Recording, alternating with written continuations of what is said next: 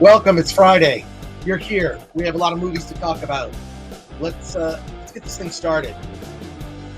And I hope you're having a good day on a Friday. You made it, everybody. You made it. Let's start the show.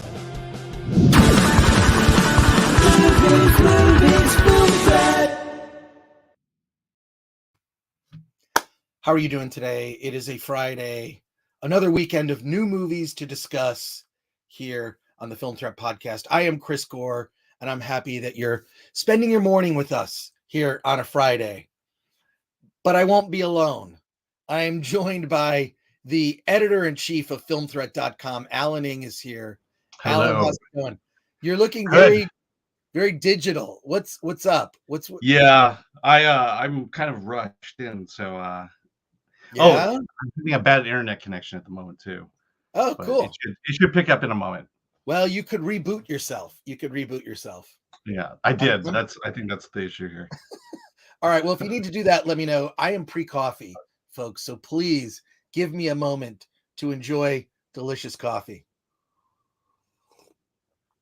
And let's see who is in the chat before we get started. I want to say hi to some folks. Solomon Thornton is here.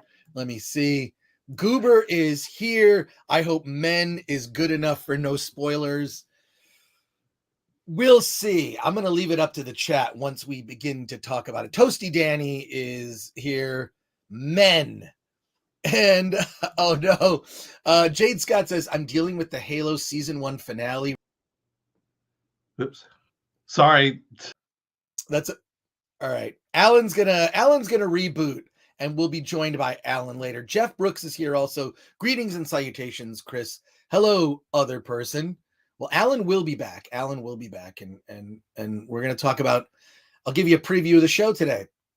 We're gonna talk about the movie Men, directed by Alex Garland, and I have many thoughts. And last night, if some of you saw my there you go, Alan. You're back. Okay. Last night, if some of you saw my Twitter account, I basically reviewed the movie with an emoji, and it makes all the sense in the world if you've seen the movie. You're still looking a little digital there, Alan. Yeah. All right. Give me a few minutes. I'll be back in. Okay. All right.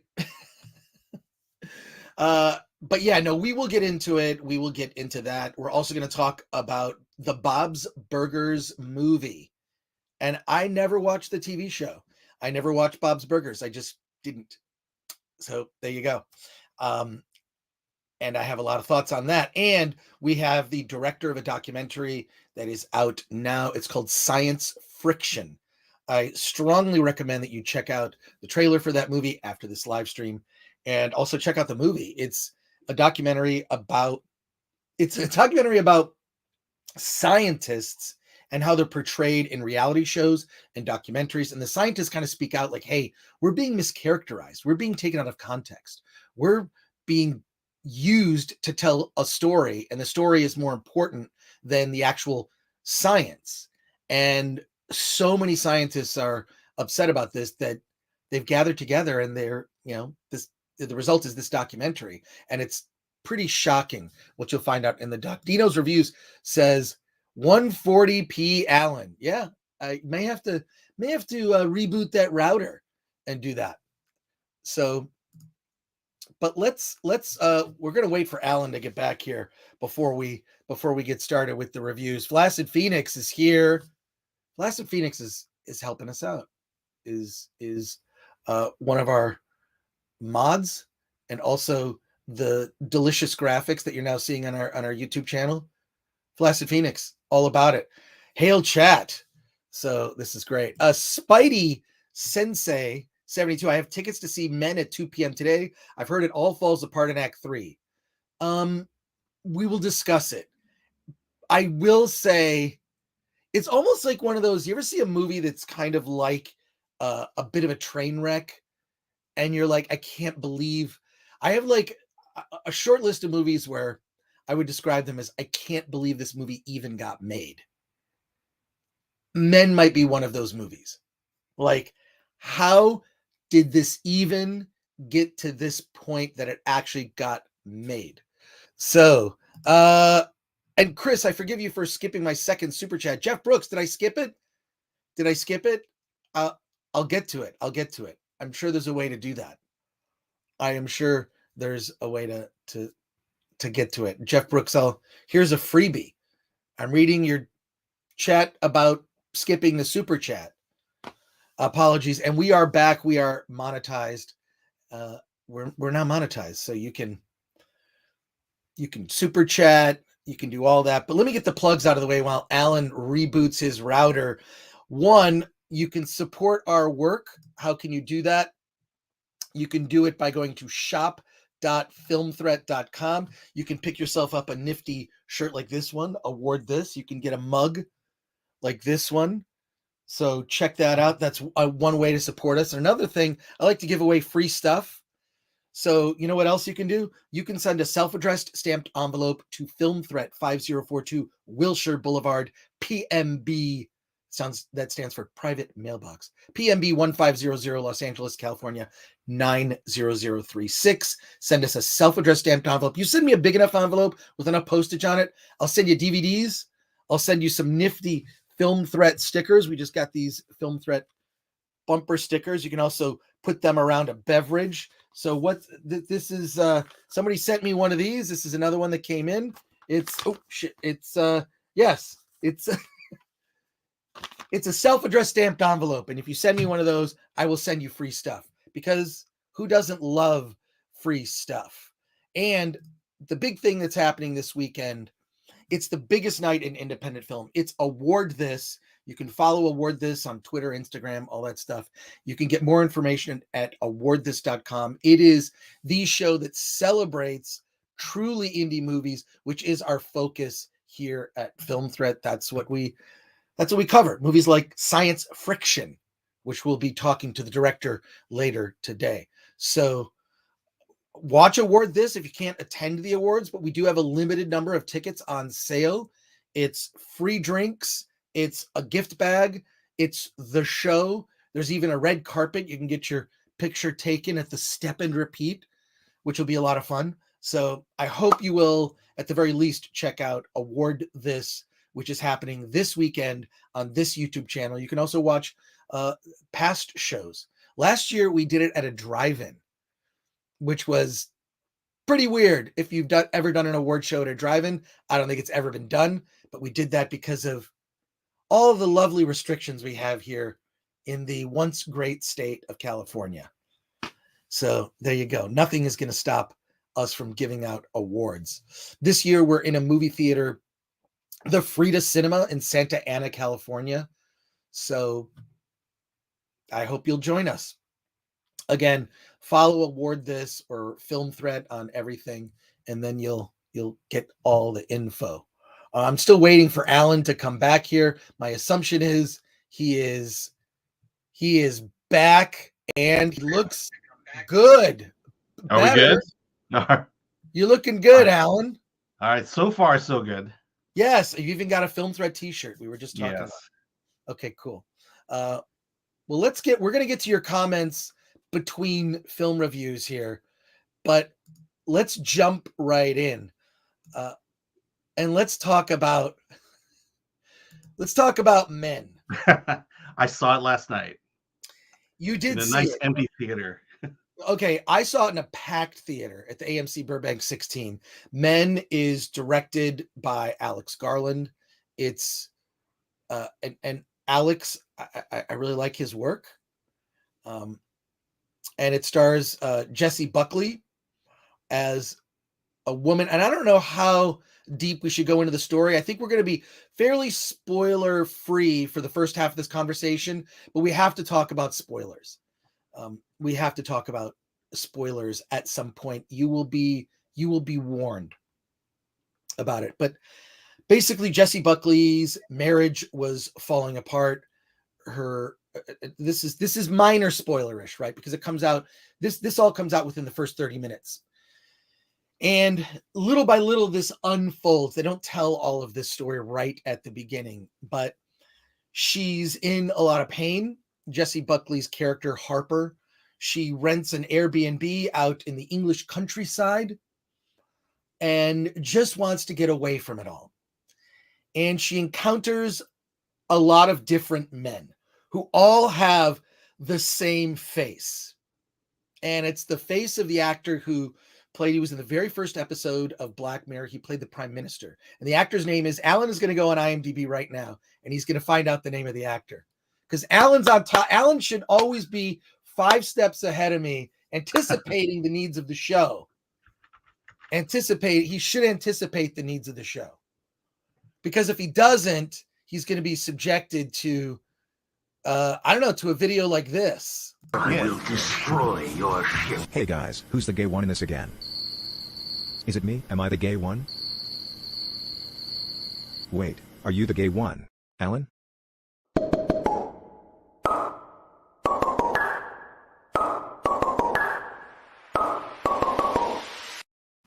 Okay, back to the men review. Back to the men review. That's our little tribute to when we talk about Star Wars. By the way, it's Rory Kinnear. Yeah, Rory Kinnear is the actor who plays all of the men in the story. So when she arrives at the Airbnb,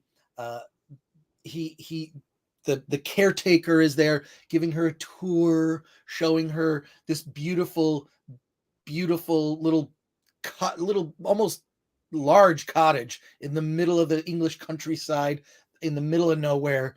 So she encounters him.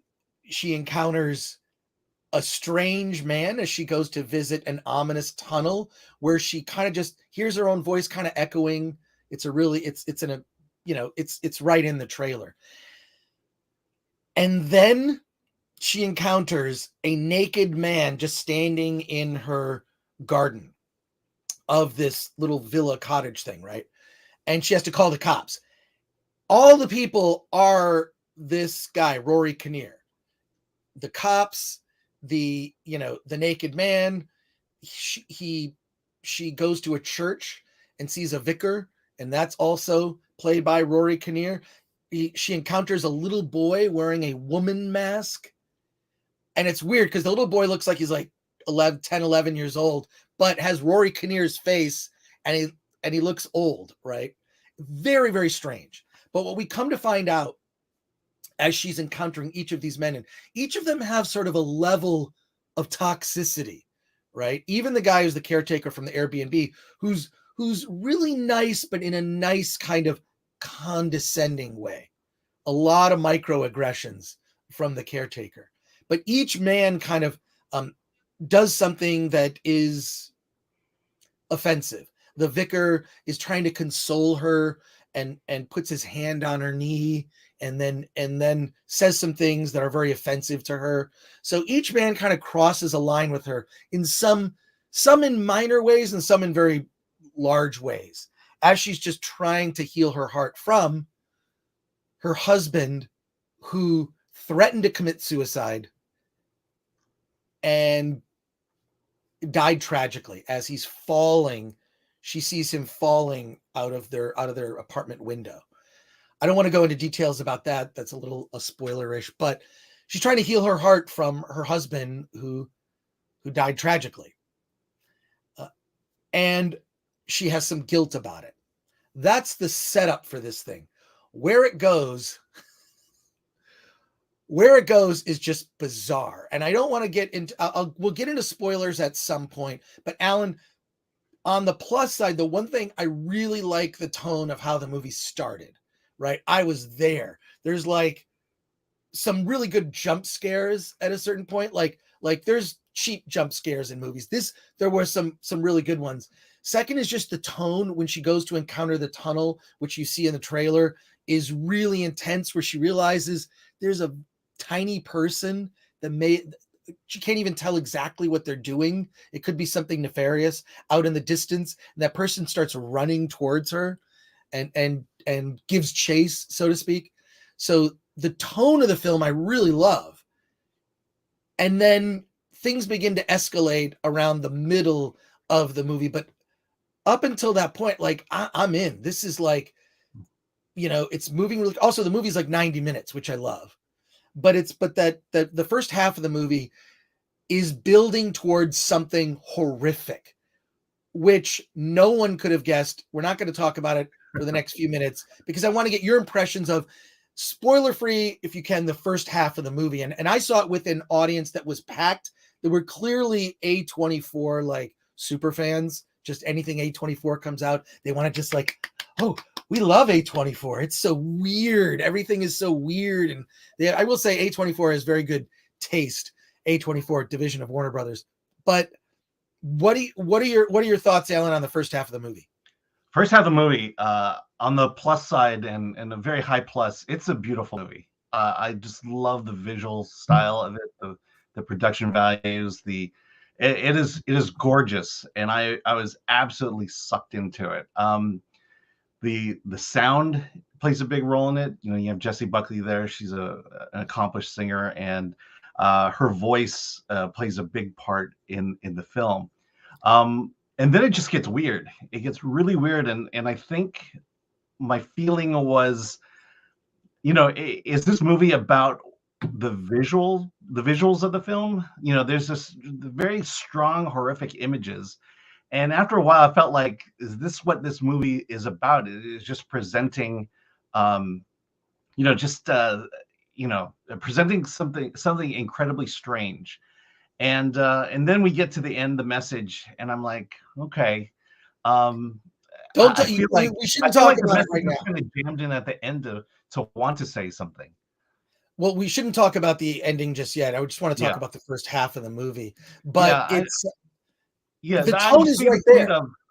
I'm just making the point that I feel like the reason I'm here in the theater is for these horrific visual images versus anything else about the story. Well, I mean, first of all, the creepy thing is Rory Kinnear is all of the men. That right off the bat. And you don't notice it right away. You're like, wait a sec, is that, and I didn't even notice it in the trailer. It was sort of like on second viewing of the trailer. It's like, oh, wait, all of the men are one guy. And there's a scene where she goes to a bar or local pub and all of the men are Rory Kinnear. Yeah. The guy behind the bar, he's got like a big beard. There's another guy who's sort of having a mullet haircut who looks like a hooligan. Like there's just like the bar is just filled with like Rory Kinnear looking dudes, but they all look, slight variations of him, right? That's unsettling to begin with. And then the whole thing of the kid version of him is unsettling. It's Yeah, I mean, it is. You just notice it, and it is very blatant at that point. Well, because the kid version of him is not just like 10, 11 years old and has his face, but is also like a complete asshole. And I've seen kids like that. They're just like, oh, that kid's just a dick. That kid is a dick. Just wants to be cruel to people. Yeah, but every one of these characters is cruel to a degree. Even the guy who seems like the nicest guy.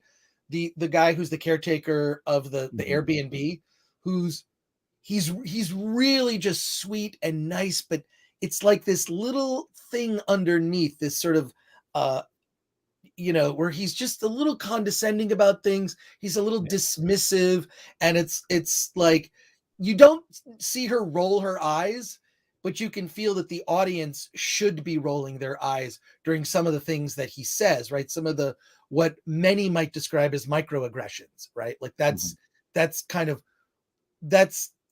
of what his character is about. And each of them has a degree. The vicar is just interested in her sexually. He puts his hand on her knee. He's consoling her in a way.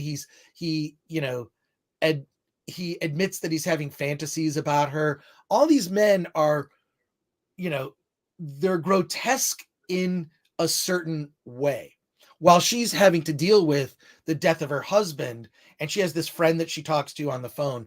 Her friend, she'll sort of FaceTime her friend and, hey, look at this villa I'm in, and she's aware of her situation, trying to console her character Harper, and things just begin to escalate into ridiculousness, where the first half of the movie is like very subtle about what it's trying to say, and these like, all of these men are awful, and then it gets to the second half and things escalate.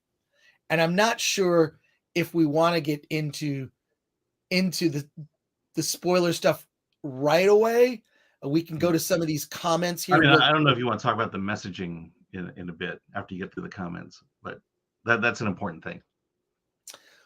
Well, let's talk about it. Yeah. And we're going to get to your comments after we finish here. Yeah. But and we'll give you a spoiler warning. Let me just say this: that there is a version of this on television, except the genders are swapped, and it's called the Amber Heard Johnny Depp trial.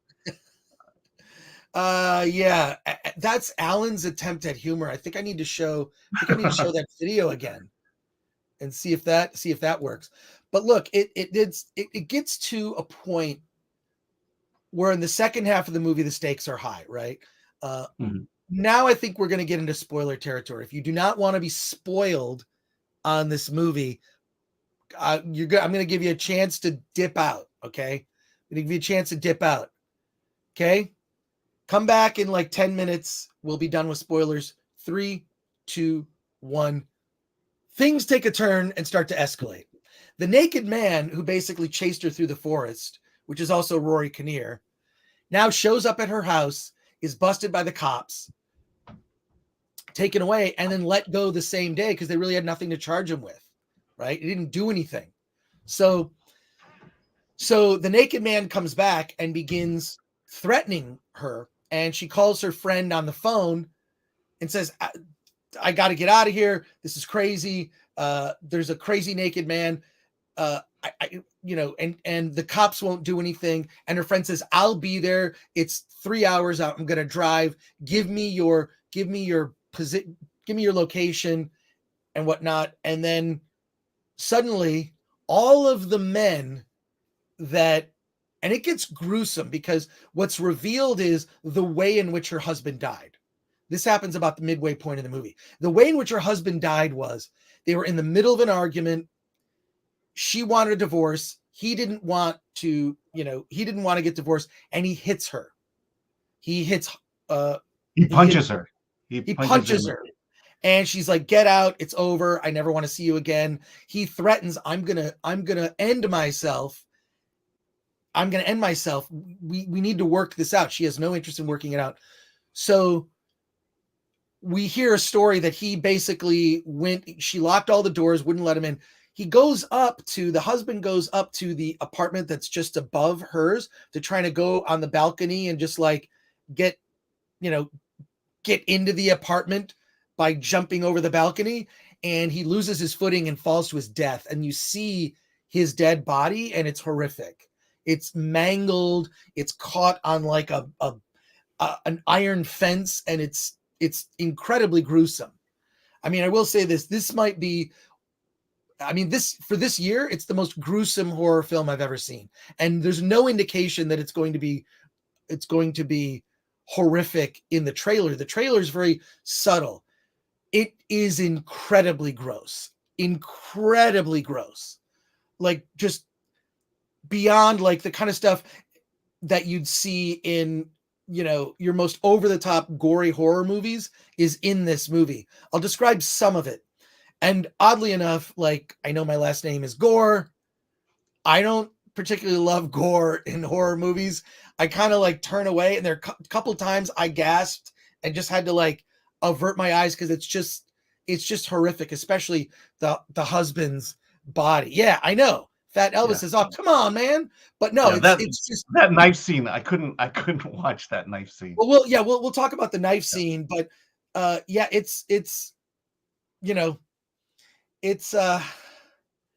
really over the top. Yeah, what are your thoughts on the gore? I think the discussion is like narrowing toward this whole idea of toxic masculinity. And Right. and you kind of know it's coming just based on the trailer and the title of the movie. But when it plays out between Jessie Buckley's character and her husband, what happens between the two of them. I mean, I've seen it in reverse in terms of gender swapping, that where the woman is the one who is wanting to keep the marriage going and threatens to kill herself if he goes through with the divorce. And it was at that point where I realized this is this is not necessarily male specific. And that's the thing that really started to bother me at this point about the movie, about at least the messaging of the movie is, this is not male specific at all. Right. Well, it's what's interesting about it is, so that the first half is all this setup with meeting all of these different male characters played by one actor. The second half of the film, or like the third act, turns into, effectively, it's like Halloween, right? It ends up being a woman alone in a house being pursued by a threat, and all she has is a knife. What's interesting is, and I talked about this, I talked about this, we went out for drinks after and had to kind of process this movie because it was just so bizarre. But like, there's an axe in the film, that you see this axe that's sitting there, and it's like, oh, like her friend points out, like, oh, there's an axe behind you. I thought, well, as soon as you introduce the axe, it's just like, you know the thing about Chekhov's gun, the theory of Chekhov's gun. When you introduce a gun into, whether it came from plays, right? If there's a gun that's introduced, it's going to get used in some form. That happens in movies. It's called Chekhov's gun. Look it up. I think this is Chekhov's axe. They introduced that there's an axe right by the fireplace, and as soon as you see the axe, you're like, oh, that's going to come into play, like something. And then we'll talk about it when we get to the end, but there's something involving that axe in the end that's horrifying. When I sort of drew the, like, oh yeah, that's a thing. You'll understand when we get there. So what ends up happening is, she's in the house. She's the naked man that was released is now trying to get to her. He reaches through the mail slot in the front door. She takes the knife and stabs it through his arm, and then he pulls the knife back so it splits his hand into two, like his sort of forearm is now cut in two. And each version of the men that come after her, because all these versions start to attack her, they all have the same wounds and injuries as the one that was given to the original naked man. And this is the biggest spoiler. This is why people, and I was with the movie up until this point. To be clear, I was enjoying this movie. It's not as people in the chat are saying it's identity politics, it's woke, it's whatever. Not as much as you would think. Would you agree, Alan? Yeah, and quite frankly, you knew it coming in what this was about. You knew it coming in. You knew it coming in because of the title of the movie. I think that the technique of using Rory Kinnear as all of the men, I think really that works. It was unsettling. It was creepy. It was bizarre. So it's not as woke as you would think it would be based on how they set it up. Most of it is very subtle, but it is there. It is absolutely there. But each of the men that she's dealt with all begin to approach the house in some form, and they are trying to get her, right? So she's going from room to room. It's all this tension. She gets in a room, locks herself in that room. She thinks she's safe. And from another place, another man is coming in. They end up having the same injury. But here, and this is the biggest spoiler of the movie, I'm going to say what the big spoiler is. Okay. I'm telling you what the big spoiler is. What ends up happening is all of these men begin to give birth to each other. How is that possible? Huh? How is that possible? I'm telling you, I never thought these words would escape my mouth. A vagina appears on these men, each of these men, and a whole human male is birthed from each previous version of that man. It is the grossest, weirdest, shocking thing, and it keeps going. I think it happens like 4 or 5 times, right? It has to be more than that. It just Maybe it more than felt that. like it was going on forever. And this is where people say they like the movie until the very end. It's this part where whole men, I mean, and it just happens. It looks like it's a practical effect. It's the grossest thing ever.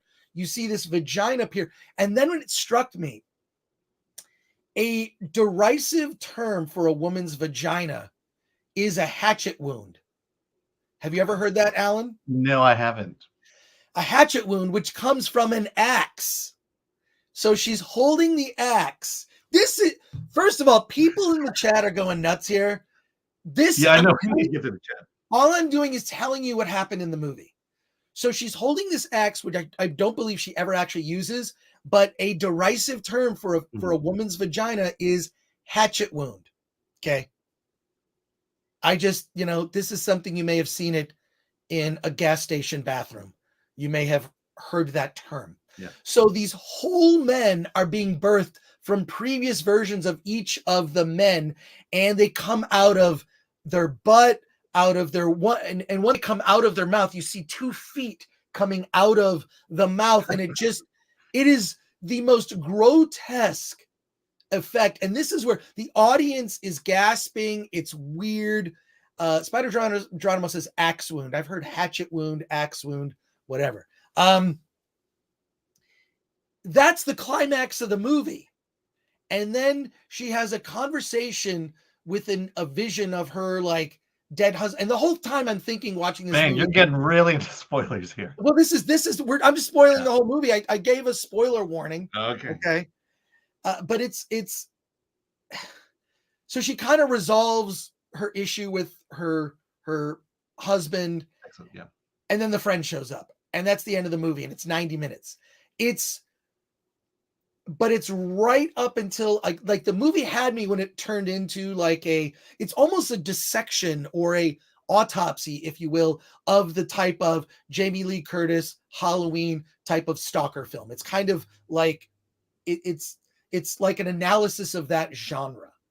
And then it just gets completely over the top. And there are some biblical analogies, at the beginning, she eats an apple from the tree. She takes an apple from the tree, and she's technically not supposed to do that, right? I mean, that's right out of the Bible. Like, so there's a lot of that, but the whole I saw it with a packed crowd, and they were like, you just heard and like at the end of the movie, people were like, what the fuck? But it was a real hipster crowd. I can just tell. I can't believe the AMC Burbank 16 is turning into the hipster theater in LA to go to. It's very disappointing to me. But you should go where I go, because I was by myself. Well, I like to see a movie with a crowd, because I want to see the crowd reaction. I want to see the crowd reaction. Unfortunately, I don't have that choice. This is the nature of that movie theater I go to. It's in the boonies, and no one goes to it except me. Yeah, it's just so over the top gory. It's to the point where, am I supposed to be laughing? Because it does get to the point of ridiculousness where each previous man births, and it like comes. It's gross. It just like like a vagina appears, and it just like maybe shouldn't have done that with my hand, but it's like you can't believe it. Like, why? And then it keeps going to the point where like audiences were uncomfortably laughing. And that's the reason everybody says that this movie, I loved it up until the third act, because it is this like the sound design, Jessie Buckley's voice, and her character Harper, like you're with her, like this tragedy with her husband. She feels guilt about it. She just wants to kind of heal herself. And she's encountering these men that, they're disrespectful and dismissive. They're not terrible men. They're not trying to do awful things, but they're that's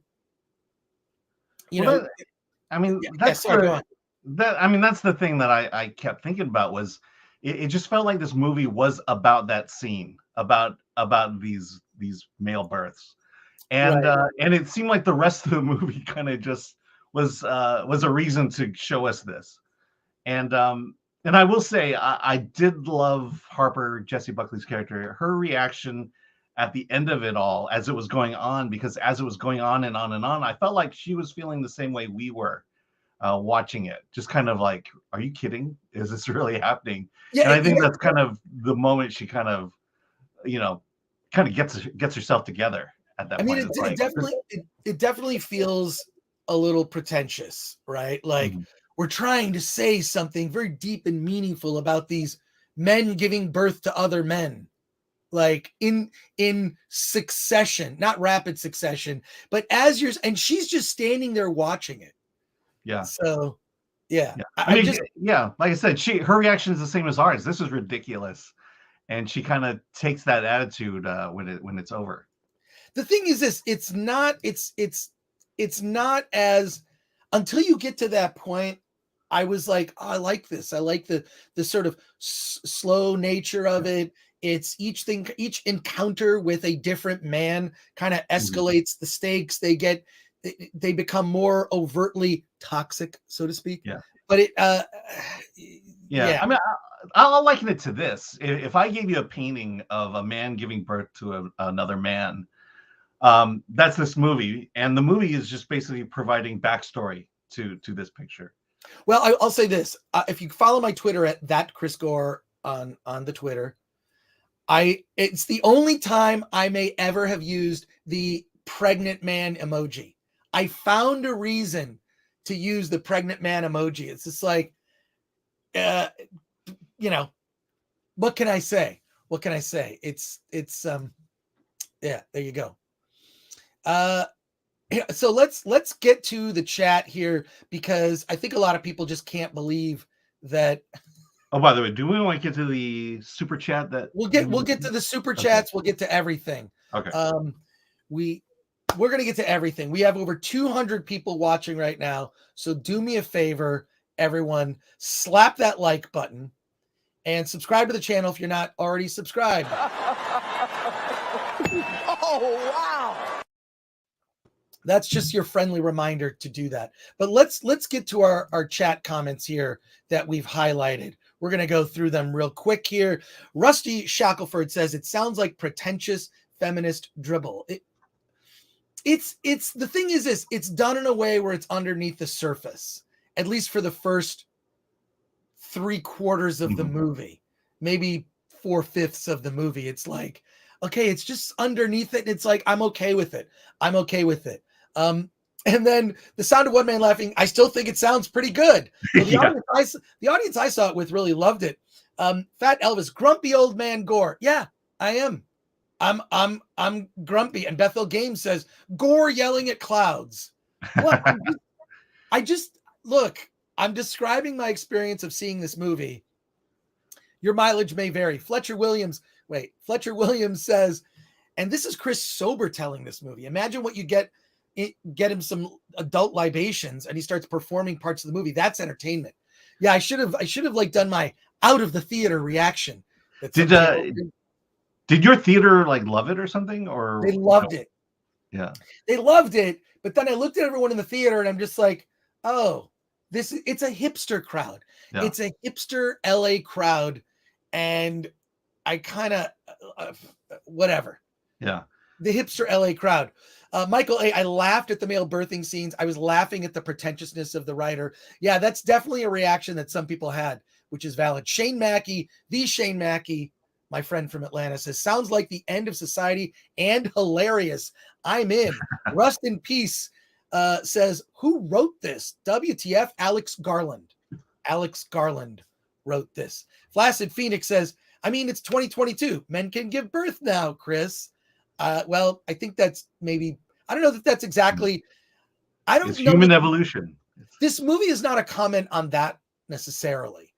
It's more a comment on toxic masculinity, I believe. But the form of toxic masculinity that, say, is subtle. They're sort of everyday microaggressions. Mm-hmm. And the movie really focuses on that. And the audience was very in tune with that. Whenever a character would, whenever one of the men in the movie, which is all played by Rory Kinnear, would say something that's a little bit, condescending or whatever, you could feel all the women in the audience going like, yeah, that happens all the time to me. Like it was definitely all there, which which is fine. I thought it wasn't overt. It wasn't in your face. It wasn't like pushing a message necessarily. You think, based on my description, that this is what it is, and it's not that. Yeah. Was Annihilation like that? Did Annihilation have like a message that was trying to hammer through? No, I liked Annihilation. That was Alex Garland's previous film to this. I really liked that movie a lot. That's I mean, it seemed to have an environmental vibe, but I might have missed it or something. No, it wasn't overt. I mean, this is Alex Garland. Definitely, like, I actually, oddly enough, I actually met him once years ago at the Tribeca Film Festival in New York City, and I forget what movie he was promoting at the time. He had not yet become a director. He'd written a film. Like The Beach or 28 Days Later? Yeah, it might have been one of those. And we had a conversation, and we bonded over Logan's Run. So I had this whole conversation with Alex Garland about Logan's Run, and then I talked about the differences between the Logan's Run novel and the movie, which are dramatic. I mean, like, the original novel of Logan's Run, written by William F. Nolan, is very, very different than the movie starring Michael York and Jenny Agutter. And we kind of had this whole discussion about Logan's Run, our kind of affection for that film. It doesn't hold up with moviegoers today. I like it because I saw it first time around, and I love Jenny Agutter. But the novel is very different. So we got in a whole conversation about that. So I to me, anything Alex Garland does is going to be interesting for sure. But Turo says, I'm taken aback. Alan actually takes a stand with men. Here, my good man, there's hope for you yet. And not the Batman says the male slot. Yeah. Oh yeah. There we go. Rust in peace. Identity politics is about saying being male is negative and women are superior. Is this what the movie's take is? Not really. It's not like it's the thing is this. It's not overt, is what I'm saying. I didn't feel preached at. I felt like this is it's all there. It's just not like as overt, like turning to the audience and saying, you're an awful person. It was like, well, this guy's awful. So I didn't feel that, but then like, I will say I got more vibes of that than anything. You did? The point of women are superior, I don't think it takes that. It goes in that direction. It more goes toward the victimization of women. Yeah, well, Shelby AC says, watching the Heard Depp trial all week, there is certainly fertile ground to make a women movie. Yeah, absolutely. I mean, absolutely. I made the joke, but this is a classic example of this story, but with reverse genders. It happens to everybody, and everyone's just as guilty of it. And that's the problem I have with the movie, is that it says, no, this is what men do. And I think you can't honestly say that. Christian 777, is it propaganda or no? I would say no. Alan? I would say it leans toward it. Okay, it leans toward it. All right. And VDR says, does Chris like Cronenberg? Absolutely. Absolutely. I'm not watching that movie. Oh, the trailer for that movie ran, and it was the Red Band trailer. It's dark. I'm not watching that movie. And it's literally the ultimate Cronenberg movie. It's like his whole career has built up to making this film, Crimes of the Future, and it looks amazing. We're actually trying to get David Cronenberg on the show, believe it or not. So I'm going to a screening of the movie next week, I think. In the next week or two, I'm seeing the film. We're trying to get David Cronenberg to be here. So stick around. T's House says, no gore, says Gore. I just think that when it's overt, I kind of, wait, sorry. Wait, Were you? Okay. No, I was in line here. Christian 777, you're making me want to see it. Latino slant, hard pass for me, says Paulie. Goober, volume off, wave when you're done. So, all right, I don't know what is volume. I don't understand the remark. We have a super chat here from Jeff Brooks. Jeff Brooks, who I owe another super chat to. The way you describe the male toxicity reminds me of why I disliked Everything Everywhere All at Once. Stop lecturing me in movies. Show, don't tell. This is the thing is, I don't know why it didn't. I mean, also because like this is a this is a horror film, and I feel like it's easier to kind of weave messaging into horror films because I think horror films and science fiction have done this for years. So I'm kind of used to it. Just doesn't bother me as much when it's woven into fantasy, horror, or sci-fi. If it's underneath the surface and not lecturing, it's sort of like porn, you know, when you see it, right? And I kind of feel like this, it's like it didn't feel that way up until the end where I'm like, what the fuck are you trying to say? Yeah, but that's more of a narrative issue than more of a statement issue. Right. And I agree with you. I think there's a message behind it. It just doesn't hit you overhead with a hammer. It does it with an axe, I guess. Dino's review says, is the twist that her father is played by Rory Kinnear and that's why all men look like him? No, her father as a character is never introduced or even referenced once. So that's not what it's about. I think it's the fact that he's very different from her ex-husband as well. Right. Toasty Danny, Jessie Buckley was great, and I'm thinking of ending things. That is great. Yeah, if you really want to see a good performance from her, Wild Rose. It's on Hulu. Yes. Fat Elvis, Chris's tiny bladder loves 90-minute movies. You are 100% right. I didn't go to the bathroom once. Geek Truth 64 is back and says, anyone else think that the movie poster of Men looks like a live action adaptation of Mad Magazine? You know what it should be? It should be one of those fold-ins that makes a different picture and it's just like a big dick. That, like, do you remember like in Mad Magazine, the like fold-in thing, and it was like a painting of something? You're like, oh, that looks cool. Then you sort of fold it in and you match the pages and it would make a different picture. I wonder if the poster for Men, just if you fold it in, is a giant penis. Dino's review says the sequel should be Woman, starring Amber Heard. There you go. Yeah, and then we have Reset Button. So basically just an extended version of that one Gillette commercial. It's actually not like that. Like, it's like, we know it's a horror movie going in. We know that the horror is going to be like, I don't know. I was with the concept. It didn't bother me that much.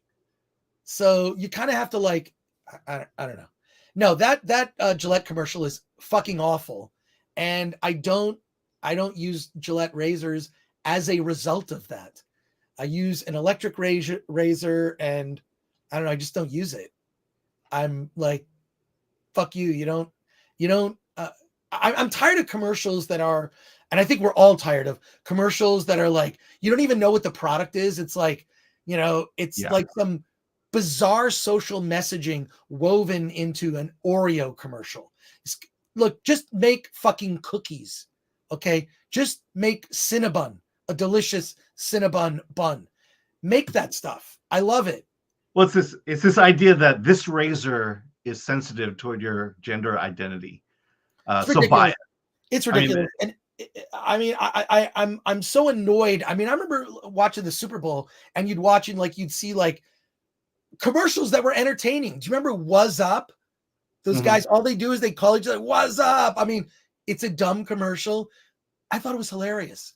And it's just a bunch of guys talking to each other and it's a beer commercial. Or I used to love the Bud Bowl, which were these stop motion animated Bud Light versus Bud. I was always pulling for Bud Light. And they'd sort of show you highlights. And then it was a series of commercials that would show you the Bud Bowl, Bud Light versus Bud. And there'd be a result, like one or the other would win. Or the Clydesdales. Remember the Clydesdales?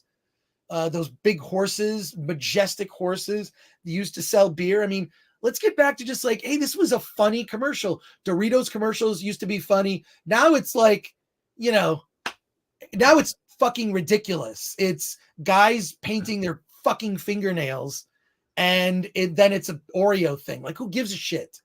Like, yeah, how about things like, hey, our product tastes good, or our product's going to make your life easier, you know? Just sell me why are companies so afraid of money right now? Just sell me the Mountain Dew. Just sell me the Mountain Dew. Don't give me a fucking lecture. I'm so done with that. Now I'm yelling at a cloud.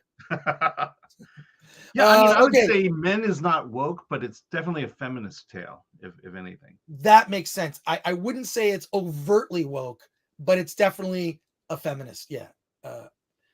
And you know, look, you could say that about you know, the Halloween reboot in some form, Mhm. right? There's elements of that. If it distracts from the movie, it's a problem. This didn't distract until the very fucking end Yeah. with the hatchet wound, the male hatchet wound stuff. So Yeah. Rory also played the Frankenstein monster in Penny Dreadful, says Old Sci-Fi 77. Oh, that's cool. Toasty Danny says Rory represents toxicity. And I'm sorry, I get a lot of comments here, so let's get through them. Demonium Dave says, son of Rory Kinnear, Mr. Salt from Willy Wonka and the Chocolate Factory. Says Demonium Dave. Michael A. Men is a Me Too cultural zeitgeist movie released 3 years too late. In 2022, the movie feels shrill and out of place. And Austin Colton says, what did I just watch? That was great. I don't know if I said that. Like up into a point, I was with the movie.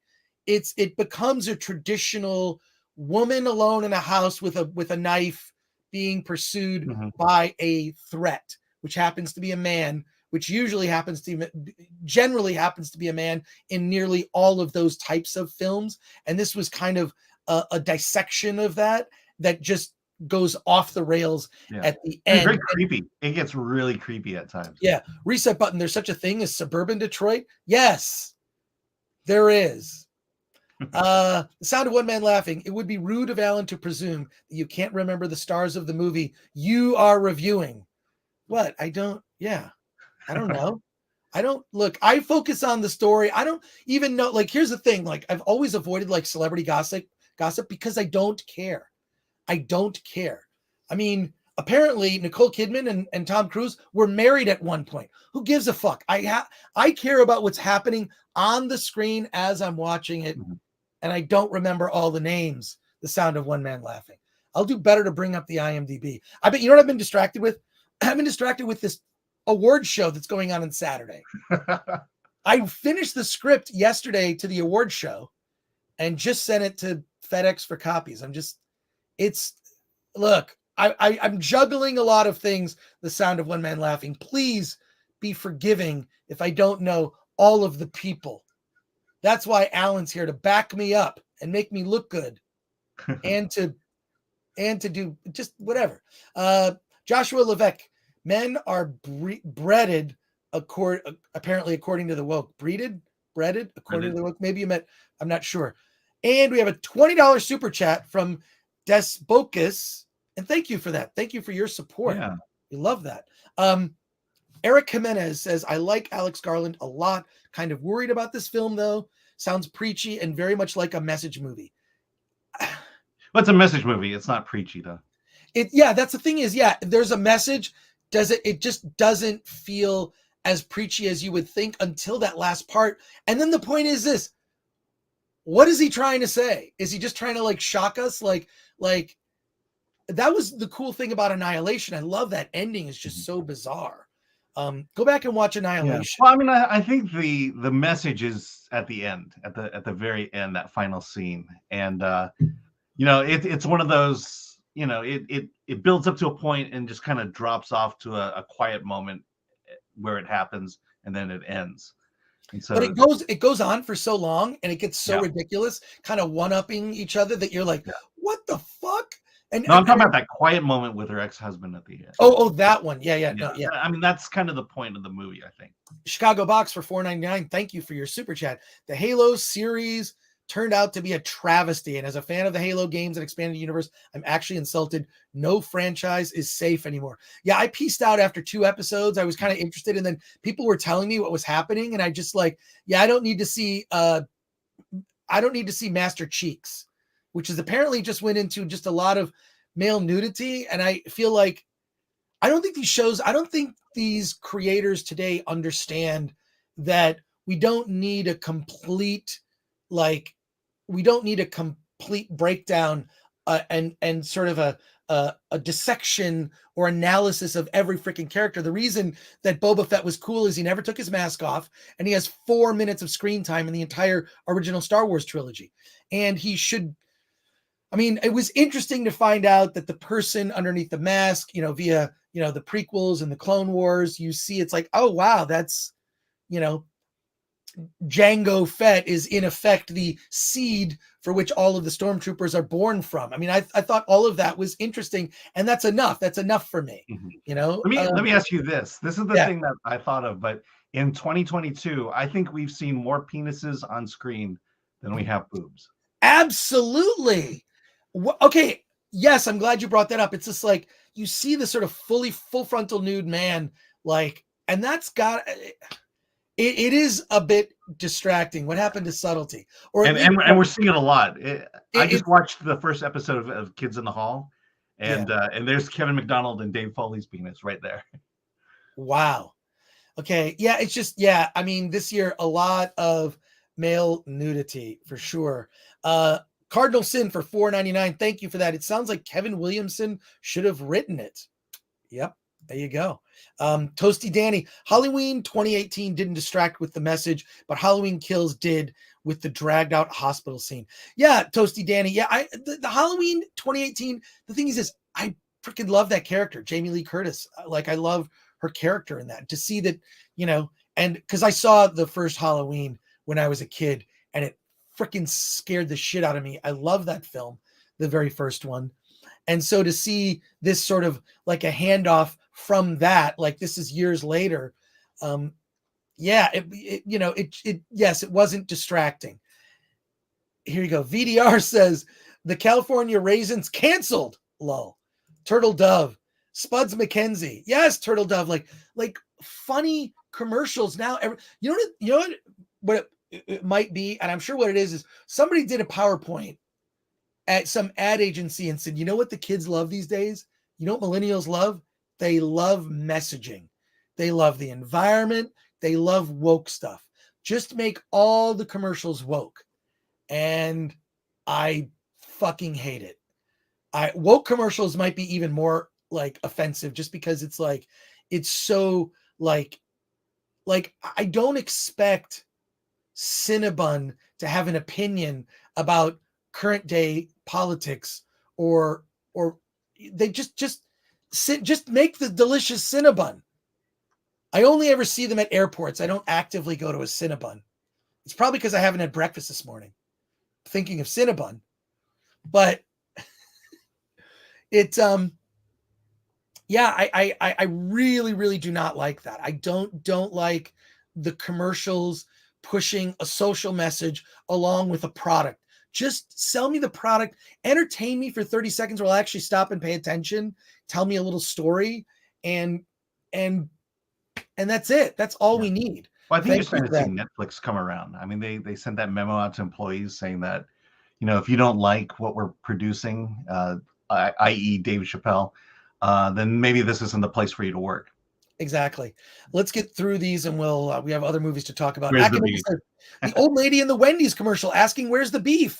Yeah, we can think of a ton of them. I mean, like I've actively watched. I was excited for Super Bowl commercials. Now, don't care. With the exception of the movie trailers, don't care about any of the Super Bowl commercials. They're all woke bullshit, and it's irritating. I think that they dramatically underestimate how much this is annoying to people. It used to be a thing like when I would watch the Super Bowl, because I'm a casual sports fan, right? I'm more of like a fan of being a fan. Like I like being around like the energy of a fun sporting event.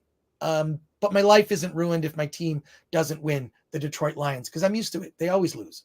But like just entertain me with the commercials. I used to stop and watch them. Now it's irritating. The film philosophy. I mean, it used to be that you wanted to reach out to the broadest audience possible.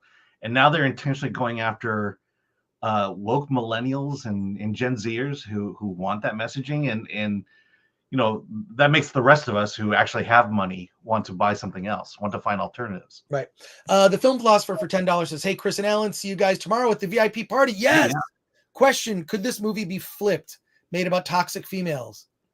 Heard borderline histrionic. What does that say about gender bias? Yeah, you could flip this. That's what Alan was saying earlier. Mm-hmm. You could absolutely flip it. But they won't flip it. That's the thing. That's the thing is they're not going to flip it. Yeah. And Arthur Binias says, the problem with listening to certain channels that reduce everything to wokeness all the time is that you start to agree with them. Not every movie that is bad because it's woke. Yeah. 100%. I mean, unfortunately, Arthur, this question comes up in our chat almost every time is we are asked, is the movie woke? So, like, for example, with the movie Top Gun Maverick, which we're going to review next week, it's not at all, but it's worth asking. So I don't like to talk about it all the time. I mean, like, there's a lot of movies that are bad just because they're bad movies, you know? So I appreciate you pointing that out. I mean, let me bring up Doctor Strange and the MCU, so to speak. Right. But, you know, Wanda is the villain in this. Wanda remains the villain throughout the entire film up until the end. And Wanda's sole goal is to be with her children, which she never had. But, you know, that's a very, I mean, for a woman to her desires to be with her children, that's not exactly woke messaging there. That's fairly traditional. Right. Yeah, it's, but so I'm sorry if Arthur, it comes up. We try to it's almost a question we just have to get out of the way with every movie. It's like, it's not woke. Okay, moving on. And then we can talk about the movie. We talked about plenty of movies that just have none of that, where it's not even really a discussion, like Shark Bait, which we talked about last week and talked to the director, which was a fun conversation. James Nunn, he was great to talk to. And it's just a fun it's a really good thriller shark movie, borderline horror that there's nothing about. It's just entertaining. So, but it begs the question. That's why we try to talk about a wide range of movies, like small indie movies, even documentaries and whatnot. If you really broaden that, if you're looking only at mainstream entertainment, you'll probably encounter wokeness maybe more often than you would in smaller indie movies that, will either have it or not. And if they don't have it, it's just like a fun trauma movie, like Shakespeare's Shitstorm, which I strongly recommend. Experts agree. It sounds like it is at least somewhat thought out. I'm fine with woke as long as it tries to be an actual film. My standards have been lowered to this level. And not the Batman. I want to make sure I'm getting all of these that have been starred. Not the Batman. So since we never meet her dad, Rory is her dad, and it's about her daddy issues. I figured out the meta of the plot. Not really. I mean, Alan, do you think, doesn't represent her dad. It's more about her husband. Yeah, it's never introduced. Never introduced. Yeah. It's about her relationship with her husband.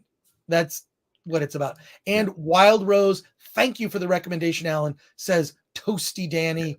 I want to make sure I get to all these. Trinoculus P, there's a different tolerance for level for sexual politics for everyone. Some of us are absolutely done with it.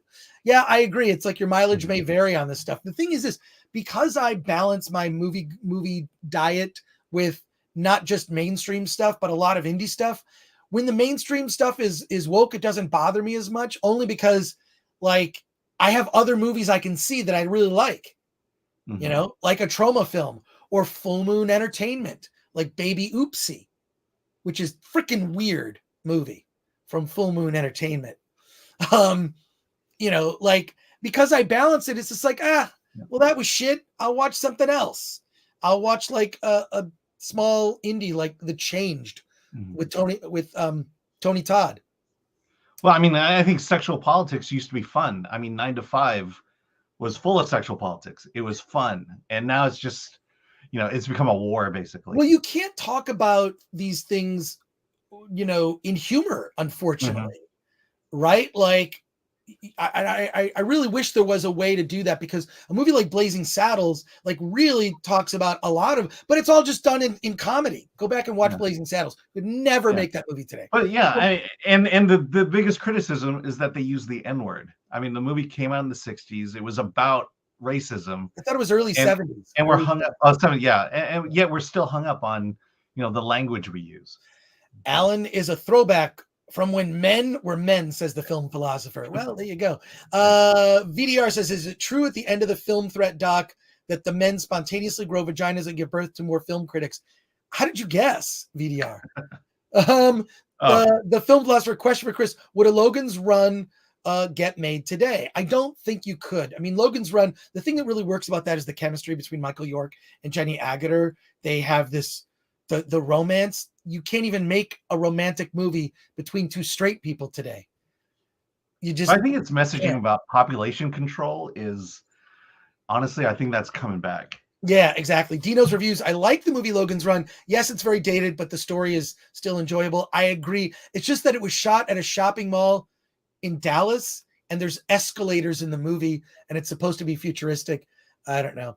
Not the Batman says the problem with microaggressions is people that are petty enough to pick them out will eventually start to just resenting someone for existing, like the down spiral of a bad relationship. 100% not the Batman.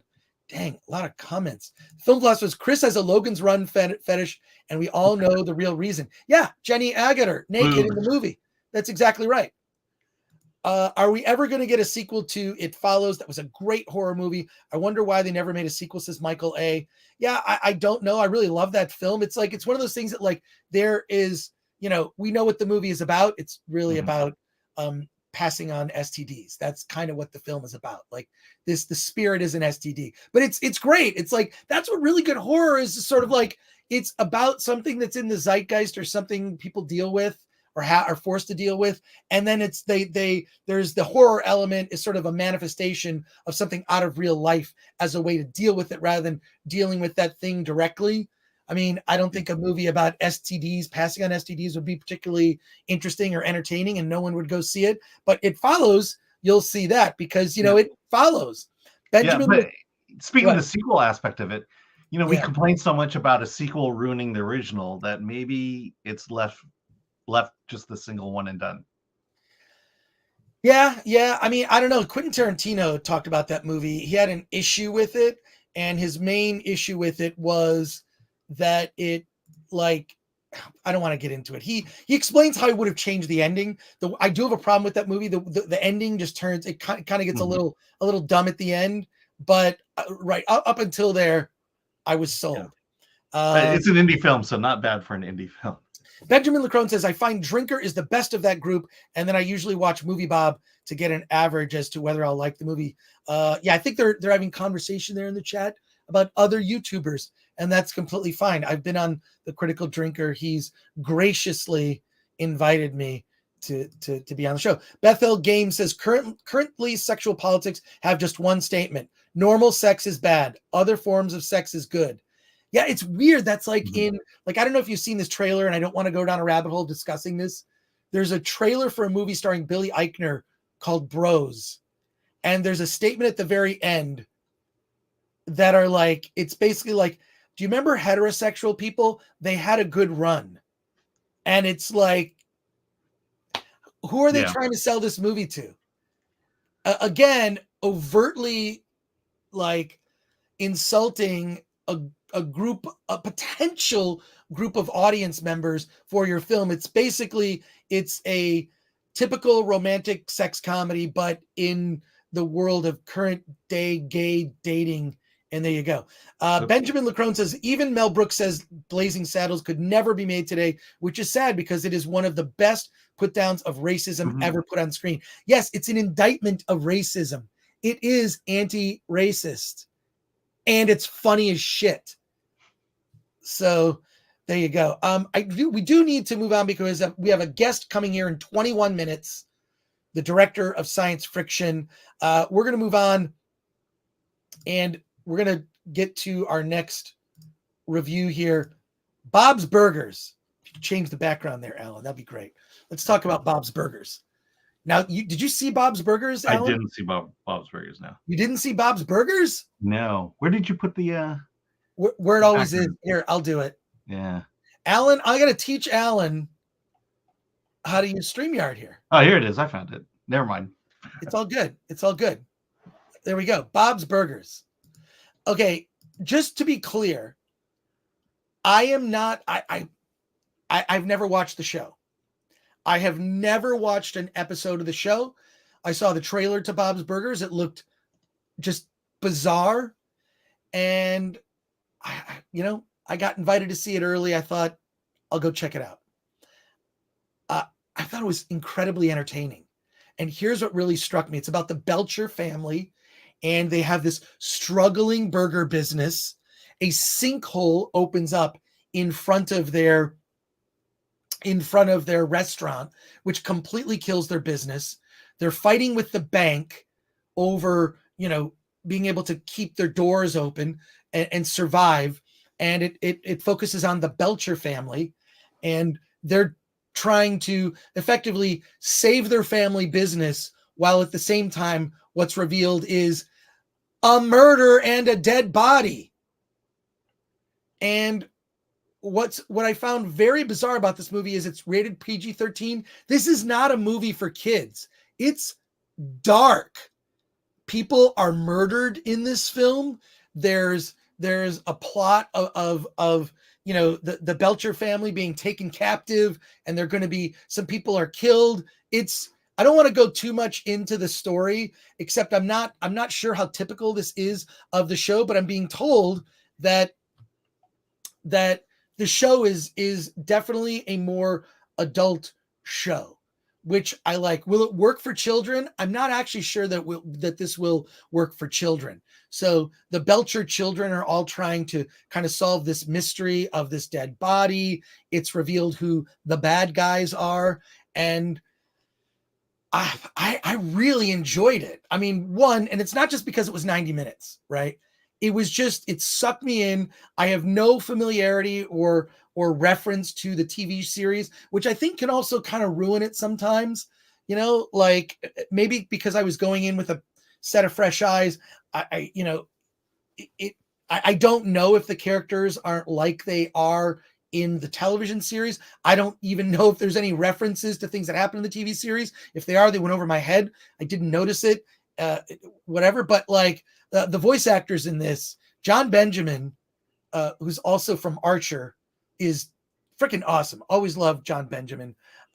Gary Cole, of course, from Office Space. Like, oh man, who doesn't love Gary Cole? In fact, I interviewed Gary Cole on the channel. If you go, he was in a movie that was an indie thriller, and got to talk to him, and he was a delight to talk to. Kevin Kline, Kristen Schaal, just a great voice acting group, and I loved it. Really, not much to say about it. Is it? And okay, just to answer the question before anyone asks, is it woke? No, like I don't think there's anything that's particularly woke about it. Like it's just trying to be an entertaining cartoon. The thing that I was surprised by is it's definitely, I think if you took a single digit age kid, they might be disturbed at cartoon characters actually murdering other cartoon characters. In this, it's a very simple plot and a very simple story, but I really got to love like all these characters. Bob Belcher, trying to make his burgers. Also, it made me so hungry for burgers when I saw it. I had to go get some burgers. I had to get In and Out. So there you go. Let's get to our So you're saying if you've not seen it, you're not gonna get lost at all? Yeah, you're not gonna get lost if you've never seen an episode of Bob's Burgers. It opens a week from today. It opens Memorial Day weekend, so check it out. But Cardinal Sin for $19.99. Thank you for that. Very generous. Chris, Logan's Run, both the book and the movie were both written by William F. Nolan and George Clayton Johnson. True, but they dramatically changed when it translated to the movie. In the original book by William F. Nolan, it's the entire world that kills you at the age of 21, and it's a reaction to the youth movement of the late 60s, is kind of what inspired the book. The movie, which was released in 1976, kind of takes the basic concept and you get killed at 30, right? They kind of aged up the when you get murdered, but it's basically to keep the population exactly the same in these domed cities after a climate cataclysm that engulfs and destroys the world, and they just sort of, it's a sort of enclosed ecosystem. But yeah, Cardinal Sin, we could do a whole Logan's Run live stream there. Rusty Shackelford for $10 says, Chris, watch the film The Sadness since you love Gore so much. Well, it's not like I don't like movies with gore. Probably one of my all-time favorite horror movies. Well, one, of course, the George Romero Night of the Living Dead, the original Night of the Living Dead, 1968. But The Thing, John Carpenter's The Thing, is probably my favorite horror film of all time because it's the best mix of psychological horror and very gory effects. Yeah. The thing about the sadness is, I haven't seen it yet, but it does take a twist on the zombie story. Oh, gotcha. And there's a lot of gore in it. So I think you and I might be surprised by watching it. Flaccid Phoenix is Des Bocus's super chat was supposed to say hello from suburban Detroit. Love the content from Film Threat. Well, hello, Des Bocus. Thank you for the super chat earlier. I've done that before, Rice super chat, but I forget to put something in the field. It happens. But yeah, no, I grew up in Royal Oak, Michigan, which is just like right outside. Like Detroit and Royal Oak are like butted up against each other. So there's that in Ferndale and whatnot. You just go straight shot down Woodward Avenue to Detroit, where I went to school at Wayne State University. A story for another time. But yeah, hello. I know the area very well. I know where all the movie theaters are. So Carnell for $10. Thank you for that super chat, Carnell. Hail Film Thread. My only question that I have in this era of film and entertainment is, will it be rewatchable? Too many people are questioning, is it woke? How much rewatchability does Men have? 0. I would say when you've seen it once, I don't know that you'll want to see it again. And not in a like, it's so bad it's good. It's just, I've seen it once. And you're right. I feel like, Carnell, like when a movie has so much politics in it and whatnot, it's sort of like a one and done. Whereas so many other movies that resonate with more classic film themes that I think resonate just in our lizard brain DNA, traditional storytelling, like Joseph Campbell type of stuff, which is what George Lucas based Star Wars on. I feel like, I feel like that stuff resonates because it's in our human DNA. Those are the stories that resonate with humanity. And I think that what will happen with a lot of the stuff that leans too much into preachiness and wokeness, those movies are just not rewatchable because they're rooted in its time. And a couple of years from now are going to feel very dated. They're going to feel really dated. Thank you for that, Carnell. The sound of one man laughing. Alan again leading the way, not seeing Bob's Whatever. Come on. The Bob's Burgers movie is fun. I wasn't going to travel to Burbank to go see Bob's Burgers. Oh, come on, dude. Oh my gosh. Arthur Bennett, the Bob's Burgers Archer crossover is the best. I've been told that, and I haven't seen it. Did you get a sense that the screening of critics that you saw it with, and they liked it, or loved it? It was just fun. It was weird. It was like parts of it I felt like it's like David Lynch did a cartoon. I mean this like with all compliments, right? like it's just like, how is this in a cartoon with such childlike, characters? And it just worked, and it just made me hungry for burgers. Damn it. Well, that's animation, is this childlike innocence, and then you introduce adult themes to it. Yeah, adult themes with that animation style, I think, is the point. The Film Philosopher, I need to go back and keep watching Archer. Also totally non-PC. Yeah, totally non-PC for sure. Bob's Burgers, there's none of that.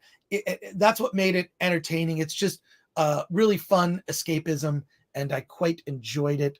Bob's Burgers is a good series for watching as an animated show, says Malfunction. William Barr for £5. Wow. Desbocus comes in and drops 20, says nothing. In my best Rippa voice, that ain't cheap. Glad you guys got the super chat issue fixed. Yeah, thank you, William Barr, for your £5. That's awesome. Goober, Gary Cole is a legend. Well, I got to talk to him. He was the nicest guy. He was like on his iPhone at his house. Or was he at his house, or his like some, I don't know. He was working. Do you remember what that was for? Or was that? I don't know. You could probably just look up on our channel, just look up Gary Cole, and I got to chat with him. The Chicago Box, better than the Simpsons movie? I'm not sure, because I haven't seen the Simpsons movie since it came out. Not sure. Different. I think that my problem with, I haven't watched the Simpsons in years, and I really wish that the show would be done. It's like it doesn't know when to end. Are they trying to make a milestone? I don't know, but I haven't watched this. I pretty much just watch the Treehouse of Horror every year because that's fun. But yeah, the Film Philosopher, yeah, is it woke? Like, is it cake? I'm coming out with a version for YouTube. Is it poop?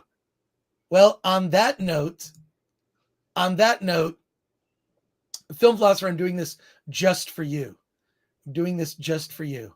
We're going to check out a quick clip. Wait, I don't have it. Well, you know what I'll do? I'm just laughing.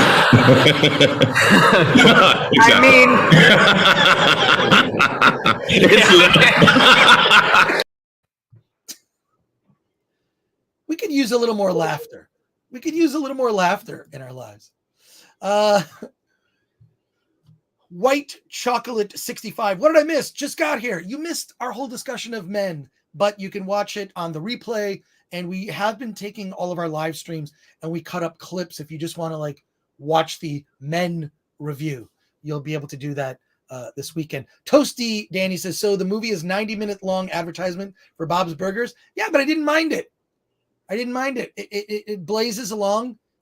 It's a lot of fun. And I found that I wasn't, because I felt like it's like I'm aware of the series and I felt like, am I going to be lost? Do I need to know all the lore of the characters? No, the movie does a really good job of like catching you, getting up to speed with who everyone is, setting up a really simple scenario. We may lose our family business. Bankers are evil. That's a trope that in movies for years, going back to It's a Wonderful Life.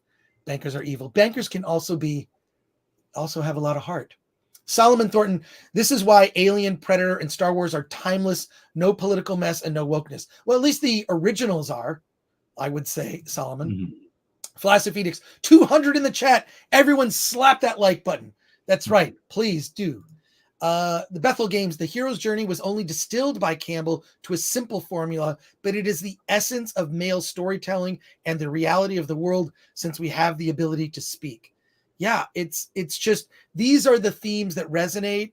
This is, and if you can, you can see, you can look up Joseph Campbell and go down that rabbit hole but he, it's a formula that does work. I know people say they're kind of sick of it and they're trying to flip it, but I don't think it's resonating. I just don't think it works. Story should we empathize with us. It should, talk about our experiences. Instead, it's telling us how we should be or how we should think. And I think that's the problem. It's not connecting with us. It's forcing us to connect with it. Well, yeah. And it's I'm going to switch to our other stuff here.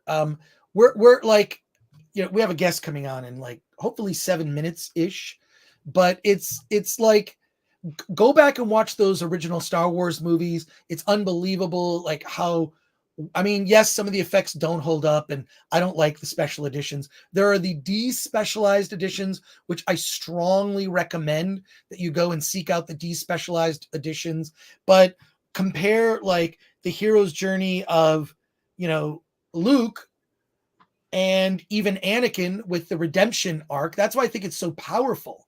Right? It's a very Christian story of redemption. And it's, I'm talking about Luke and his father and Anakin, and how that resolves in Return of the Jedi. And then you look at Rey's story arc and they couldn't figure out what they wanted to do. They could not. Look, now that it's come up, I will destroy your ship. Hey guys, who's the gay one in this again? Is it me? Am I the gay one?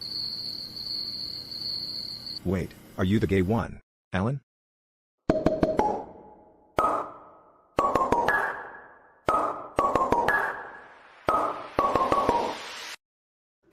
How'd you find a body so accurate to my own? Kind of doughy? Yeah. Sorry, look, do you know how many viewers we just lost because that video played? I know, we dipped below 200. Okay, today it would be called A Boomer's Run. Says RMFX. Boomer's Run. Is that just because I'm trying to still figure out YouTube here, and I appreciate. Technically we're not boomers, so yeah. Only Nerds says, Alan, less green screen, more practical nerd background stuff. Yeah, Alan, when are you gonna just get a shelf behind you? Go to IKEA, get a shelf, and put some of your cool stuff behind I know. you. Honestly, I have to redesign the whole studio here for me to do that, and yeah, so why don't you do it? Yeah, well, maybe that's the summer project. All right. I'm in my daughter's old room, and it was set up to be a princess room, and it still is a princess room. Wait a sec. So your daughter has 2 rooms in your place? Because she doesn't want to sleep in the princess room anymore. Well, how about you make it a man cave? I know. Well, yeah. Believe me, that's going to take a lot of work. So, summer project. All right, we have a $5 super chat from the Alex Zorba. Loving your channel, men. Chris, great interview with the history of movies poster director. Yeah, that's a movie called, and it's free on YouTube, by the way. It's called 24 by 36, and it's a documentary about movie posters. I interviewed the director of that movie. Went down a whole rabbit hole of movie posters and movie poster collecting. I have, like, you see this lightsaber right there? It's not a lightsaber. It is a movie poster container. It's a giant lightsaber that I got at Star Wars Celebration years ago that holds movie posters. And I'll be at Star Wars Celebration a week from today. I am going, and I think Paulie from Latino Slant is going to be hanging out with me because I have an extra badge and he wanted to buy it from me. So there you go. Spider Geronimo says, these days they'll flip the Soylent Green for green soy. Yeah, it's weird, this sort of push everywhere you go now, every restaurant. It's it's whatever the plant-based meat is. Yeah. But soy is not that much better than, in terms of having allergies and stuff like that. I don't know. Yeah, I'm sorry. I'm going meat. I'm just going to go with meat. So there you go. Late comment about Bob's Burger, says Shelby AC, but both H. John Benjamin and David Cross used to live in my hometown. Loved when they did voices for Dr. Katz and other indie animation. Shelby AC, is your hometown Atlanta? Isn't David Cross? He's from the South. I thought Atlanta, and I've interviewed David Cross a couple times. We had him on the show for his movie The Dark Divide, which last year won Indie Movie of the Year. I strongly recommend that movie. And he was part of the watch party for that movie as well. Yes, we did a watch party. So if you get that movie on demand, you can watch the watch party, which is like a live DVD commentary to the film. So strongly recommend. Yeah, John Benjamin, just freaking hilarious. Movie posters are so terrible these days. Unofficial fan posters like the ones from Mondo are a lot better than the official one, says Max One Up. Max One Up, good to see you back here talking with us. Yeah, it's I love those. I love the concept posters. I'm working on a film right now called Attack of the Doc, which is a documentary about Attack of the Show. If you go to San Diego Comic-Con, we're going to have a public screening that is for free. Priority is given to our Patreon and Kickstarter backers. They're on the list automatically. And then we're going to have like overflow where we may end up doing 2 screenings of it. It's 90 minutes. And I really insisted that we do a movie poster. If you just follow us on anything like Attack of the Doc, you'll see the movie poster. We even did a movie poster reveal video, which is like 30 seconds. And there you go. I love movie posters. Check out that movie 24 by 36. And then if you like, check out my interview with the director that's on our YouTube channel. Only Nerd says, I'm carnivore and I'm loving it. Down 40 pounds in 8 months. Only Nerds, I need your diet. I need to lose about. Just eat meat. Eat good meat. Right, good meat. Not like, not supermarket meat. But every month, once a month, I have to get a Big Mac. I'm sorry. With all apologies to Morgan Spurlock, which, by the way, you need to see Morgan Spurlock. Okay, you've seen Super Size Me, right? You need to see Super Size Me 2, which is, I believe it's also on YouTube for free. It's on Amazon Prime, I believe. Is it on Prime? I think so. I thought it was on YouTube because YouTube actually was the distributor for it. Anyways, it's available for free to see, Super Size Me 2, and it talks about all the marketing that goes into putting together a restaurant. It's hilarious, and Morgan needs to make a comeback. He needs to make a comeback. He kind of self-canceled over some Me Too stuff that I think is like, I don't know. I don't know that he should have done it. That was like a volatile time when all that stuff came out. Like, it was like every day was like a new person. And you're like, are these people all as bad as Harvey Weinstein? I don't think they are. I don't think they are. But there you go. The Chicago Box says the 80s and even the 90s were the best decades for films, I agree. Even though if you sift through look, if you ignore the box office, just because something is number one at the box office doesn't mean it's a movie that we'll be talking about even a year or 2 years from now, right? To me, a movie like a small indie movie that maybe doesn't hit right away becomes a classic film that we revisit. I'll give you a couple of examples. Blade Runner tanked. I remember seeing Blade Runner in 1982. I was a kid, and I saw it because of Harrison Ford. Let's be honest. Han Solo was in this movie. That movie tanked. I saw it in an empty theater, and we're still talking about Blade Runner to today. And they even, 30 years later, they make a sequel to it, and other films that did not do well in their time when they came out that resonate. That's important. Yeah, it was also rated R. It was rated R in 1982. Yeah. So I couldn't even have seen it. It's quaint now. Bethel Game says we need 3 hours of Film Threat Friday. Unfortunately, we're not going to get that today. Maybe next week. Probably not next week either. The problem is, I guess we could start earlier. We could start at 8 a.m. I don't know what time zone you're in, Bethel. I don't know. Did you want to do anything at Star Wars Celebration next week? Yeah, I'm going. I mean, in terms of stream wise.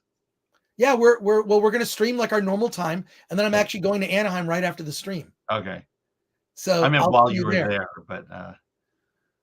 but yeah, 3 hours. We definitely will work our way up to that later.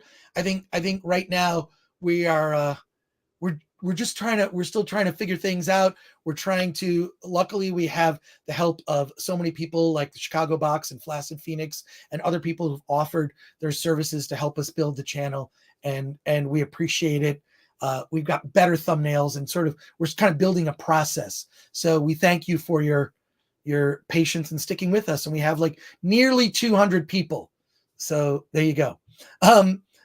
Yeah, we will get there. The Film Philosopher says, I'm on the Film Threat diet. Lost 30 pounds of brain cells so far. Well, you will tomorrow. It'll be great to hang out.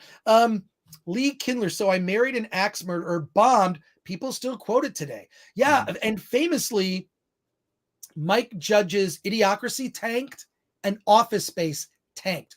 Both of those movies failed in their initial theatrical releases. And now we reference Idiocracy just talking about current day culture.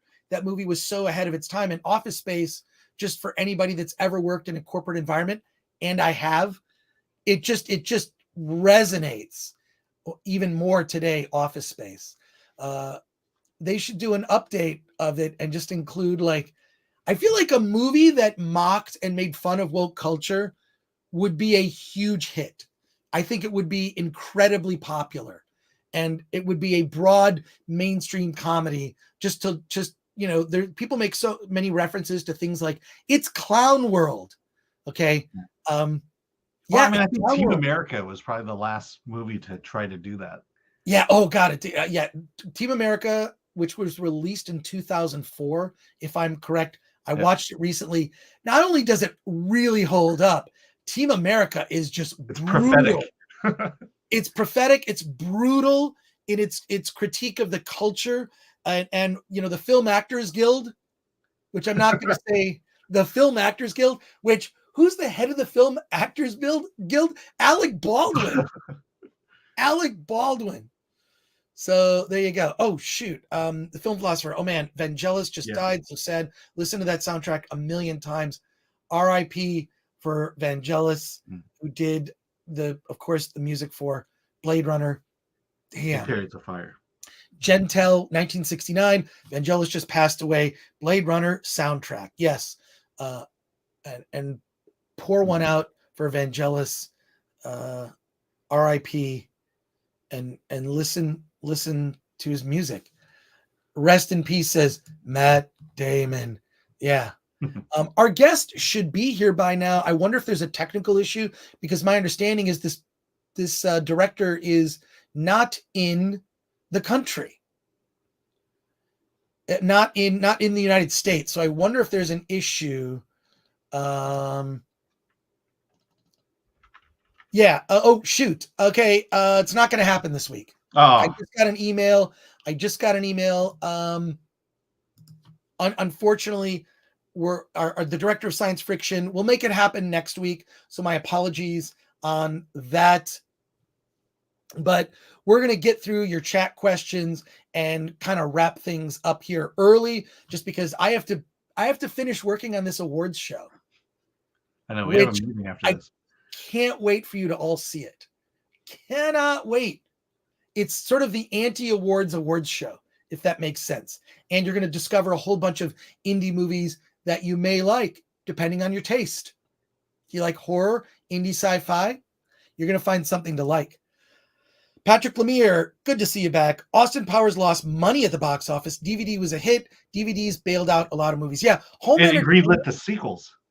Exactly. Home entertainment was really like the saving grace of like a lot of movies that tanked initially, like Austin Powers, or comedies like Zoolander maybe didn't perform so great at the box office, but then like once it came out for home entertainment or cable, became huge. Like the cable guy. I mean, you talked about Blade Runner. It came out in 1982, Right. when VHS was not a thing at that time. Well, it was. Barely. It was later. expensive, and you couldn't rent movies so easily at that time. Well, I know a little bit of the history. Let me comic book Okay. you. Tell me, please. Yes. I worked at a video store at the time, Thomas Video, which is an infamous video store in Clawson, Michigan. That the cool thing about working at that store was at Thomas Video. I worked there when I was a teenager, and I lied about my age because they carried pornography. They carried adult films, which they had in a back room. And I lied. I said, yeah, I'm over 18. And then once they found out I wasn't, they just didn't care. So they rented adult films. They also carried a lot of independent movies, John Waters movies, Troma, like smaller indie movies, like all sorts of crazy, weird indie films. They had like every David Lynch movie. It was awesome. And Caddy Corner from Thomas Video was a Blockbuster Video, and they were evil. F them. They wouldn't carry unrated movies. They didn't carry Woody Allen movies. They didn't carry like anything that was like they didn't have adult films. So Thomas Video thrived and stayed in business because it carried like small indie movies, art films, a lot of art films, or what were considered art films at the time, and also carried pornography. So my whole education was I could just take, if someone didn't rent a movie by the end of the night, I could take that video home. I had to check it out and whatnot. And yeah, it was quite the education.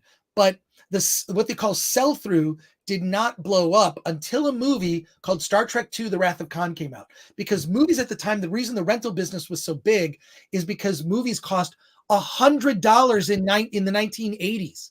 Literally, the MSRP, manufacturer suggested retail price of a film like, say, Superman, the motion picture, was like $109.95.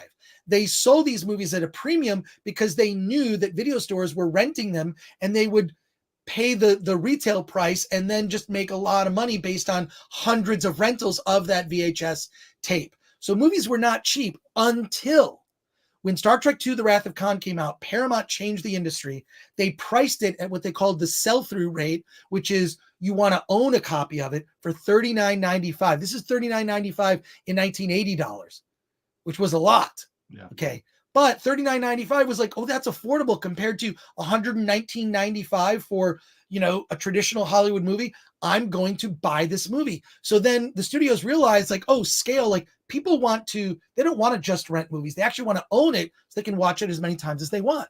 And that's where people got, they started collecting films, right? They bought like, and that price point changed the industry, $39.95. Then movies went to $29.95, and they figured that was the sort of ballpark like consumers would be willing to pay to own a film, and that completely changed the industry to people collecting movies on VHS and also a laser disc, which I did have a laser disc player. Actually, still, what's so funny, I don't own a laser disc player, but I still own some laser discs. I have Tron on Laserdisc. I have the Japanese release of Dune, and I have Star Wars Episode 1 on Laserdisc. Don't ask why. I just still have them. What am I going to do? Getting to your comments here that are starred. Turo, Chris, what bar next week? Paulie doesn't drink, I don't think. Paulie doesn't drink. I'll tell you where we'll meet. Let's meet up next week at the 35er. If Turo, if you're going to go to the 35er in Pasadena, is my local dive bar. I go there to watch sports and talk shit to people. It's fun. You can bring in food. They let you bring in outside food. They don't care. They sell chicken wings, but they often run out. This is my Yelp review of the 35er. But that bar, or if you will be at Star Wars Celebration, I'm just warning people right now, if you will be at Star Wars Celebration, I'm going to be there. This is my last Star Wars convention that I'll be attending. I don't like the direction of the new Star Wars. I'm kind of done with it. Obviously, Kathleen Kennedy's done with the Skywalker saga. They never quite figured out how to use Luke in the sequels. They never reunited Han, Luke, and Leia. That'll never happen. We'll never get that moment on screen, even when, Carrie Fisher was still alive. So I'm done with Star Wars. I bought these tickets before The Rise of Skywalker came out in 2019. I'm going there just to go there and really kind of see old friends from the 501st. I will be at Star Wars Celebration in the parking lot with an R2-D2 cooler filled with booze, and I will be tailgating in the parking lot. And I'll probably be at the Hilton bar and the Marriott bar. Are you going to go inside at all? I'm going to go, but I'm told that they're enforcing masks. But then the last time I was there, I was at WonderCon, and I spoke to 2 Anaheim police officers who weren't wearing masks. And I asked them, I said, what's the policy on masking? And they said, oh, it's you don't need to wear a mask. And they even pointed and said, are we wearing masks? I said, you're not wearing masks. Like, yeah. They thought it was ridiculous, and they weren't enforcing it and didn't care. The only place they enforced masks at WonderCon, which is at the Anaheim Convention Center, which is also where Star Wars Celebration is taking place, is in between when you walked from the entrance into the convention. There's like this little in-between space. You had to wear a mask there. They would enforce it there. Once you got in the convention hall, nobody cared. My fear, though, is that there's just going to be a lot of annoying people that'll be at Star Wars Celebration that will feel empowered to enforce mask stuff, even though that's not their job. And those, I don't want to be around those people. Yeah. I mean, I can tell you, this is not the city enforcing the mask. It's the event, Star Wars Celebration. Yes. That's their decision, and that it's all on them. Yeah. Let's get to these. First of all, I really enjoy chatting with you, and I appreciate it. I'm sorry that our guest flaked, but we will get to that next week. The film blogger R2 Booze 2, Paulie Latino Slant. I'll be with Chris and my own cooler of Topos. Oh, there you go. Paulie, yeah, we'll be hanging out. It's just like, here's my whole thing, and I try to explain this to my friends. I like to be budget minded when it comes to certain things. Yes, you may purchase a $14 or $19, not a joke, $19 or $20 cocktail at the hotel bar at the Hilton or Marriott. Or don't do that and bring yourself some roadies, or bring in a flask. But my flask is like I don't know. I don't use a traditional flask. You know what you use? You use a Starbucks cup, and you fill it with some Jameson or some booze, and that's how you handle that. Like, what I'm saying is, I'd rather spend my money on comic books and stuff rather than needlessly spending it on overpriced drinks from a hotel bar. Take it from a veteran of Star. I've been to all but maybe 2 of the Star Wars celebrations. This is my last one. This is my swan song. And only because I bought the tickets years ago, and Paulie and I will be hanging out together. So yeah. Going to a video store used to be an exciting event when I was a kid, says the Chicago Box. It was like one of those things where it's like you get into conversations with film fans, right? There was a Laserdisc store called Laser Library in Pasadena where I made friends with my buddy Anthony Miele, and we would get together. I'd rent my Laserdiscs from there, and then we'd sit and talk for like 2 hours. And then after a while, like, gather a crowd of people just listening to us argue about stuff. It was fun. Gwem Stacy, good to see you back. I still have my Blockbuster card. Guess what? I have a Blockbuster card from the filmmakers behind the last Blockbuster. I have a Blockbuster card. The Cardinal Sin for $5 says, Chris Allen, do you think the lockdown saved physical media? Yeah, I think I don't think it saved it. It extended its life, right? So I think the life of physical media has been extended. Warner Brothers has announced, I believe after 2024, they're not going to be making physical media after 2024. I hope that changes, but I think you're going to see less and less physical media. It's unfortunate. So I'm surprised Warner Brothers is doing that. Akanika, it's okay. Oh, sorry. It's okay. Been having fun this stream. Okay, good. I like that. The film philosopher, Austin Powers is another movie that would never get made today. 100%. Fishy Paw, Wokeocracy, for sure. Make that movie. That would be huge. Nick Jones, damn, Chris, sorry, I just texted you. RRR is on Netflix now. Wait, it is? Ooh. What? I also got the Blockbuster card from the last Blockbuster. Wait, RRR, a movie I've been screaming about, is on Netflix. That's awesome. That is awesome news. So you have no excuse. Everyone, we've got almost 200 people watching right now. Watch RRR. You have no excuse. See that movie, but also it's in theaters for one day, June 1st. I have tickets. It is a theatrical experience. Yes, it is on Netflix right now. Oh my God. Go see RRR. DMFO says, goodbye, Star Wars, RIP, old friend. And the Alex Zorba says, Wrath of Khan was, is, and will always be a must-own on physical media. Couple last comments here before we wrap up. Alex Gray says, was that Phantom Menace on Laserdisc or A New Hope on Laserdisc? Either way, that's pretty cool. It was, I've got episode 1, and it's got great art. I like it on Laserdisc. I will say this about Wrath of Khan. I have the widescreen edition of Wrath of Khan on VHS. Well, and it's interesting, that version of Phantom Menace has the puppet Yoda, not the digital Yoda. Mm-hmm. George Lucas went back and changed the puppet Yoda from Phantom Menace to a digital Yoda, which you can see on Disney Plus.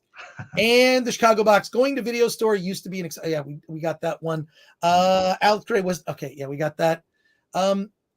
And Film Threat Sucks says, end the stream already. And that's going to be our last comment, unless there's someone else here. Patrick Lemire, physical media can't be edited later. Yeah, it's really interesting. We could do a whole stream on how filmmakers have released, there's like what came out in theaters, and George Lucas famously continued to work on Star Wars even after it was originally released to theaters.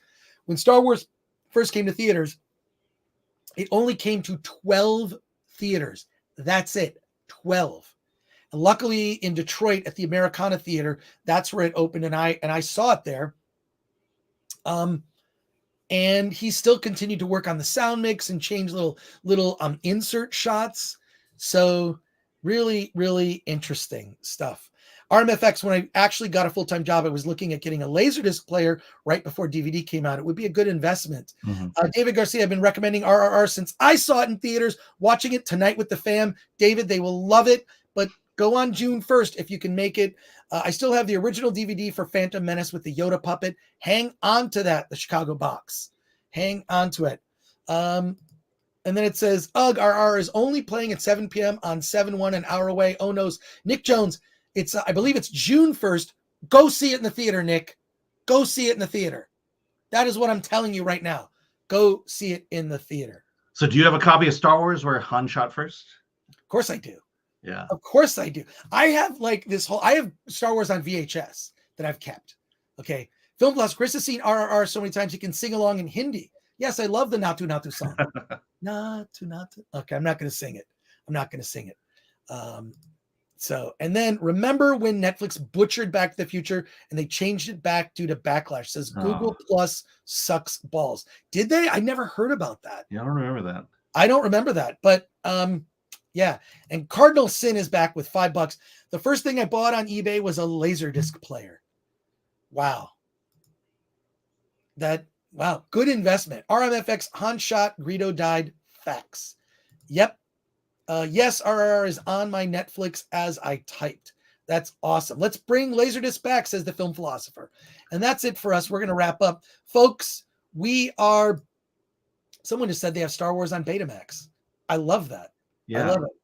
But we are Film Threat. You can follow us on Film Threat on everything. That's Instagram, the Twitter, all of that stuff. Go to filmthreat.com daily. You're going to get about 3 to 5 reviews a day. Of course, we review all the mainstream stuff that's happening in theaters. Alan is working on an RRR review, which is going to be on the site. You saw what I posted in our thing. RRR is going to be reviewed on Film Threat. Okay, I'll get it up there. Yeah. So go to filmthreat.com to check out reviews of new indie movies that are available to see or playing at film festivals. You'll be way ahead of the game there. And also support us and buy something. Just go to shop.filmthreat.com. We do these live streams twice a week on Wednesday nights for Hollywood on the Rocks and on Friday mornings for our normal Film Threat livecast. And we're gonna expand. It'll be 3 hours soon. And this weekend, Award This is happening. It's our indie film award show. 73 individual independent films. You can rub shoulders with the filmmakers. You'll get little glimpses of all of these movies. It's a fun time. It's kind of the anti-awards award show that is a blast. We don't take ourselves too seriously. Drinks, a gift bag. You can still get tickets. Go to awardthis.com. There's a link at the top of the page. It'll take you directly to purchase your tickets, which you'll get. You know what you're going to get? You're going to get a Film Threat pint glass just like this one. That with is water and lemon. Well, I put the water and lemon in myself. You'll have to provide your own water, but that is in the gift bag along with a lot of cool stuff. Alan, anything else you want to plug? No, just my pal Al on Twitter, Film Threat Alan on Instagram. That's about it. Okay, great. Thank you so much, everybody. Another great Friday stream. Next week, we're doing our Friday stream, and we'll be talking Star Wars. We'll have some special guests. The director of science fiction will be here this time, so appreciate your patience on that. And what do we say, Alan? Let's get out of here.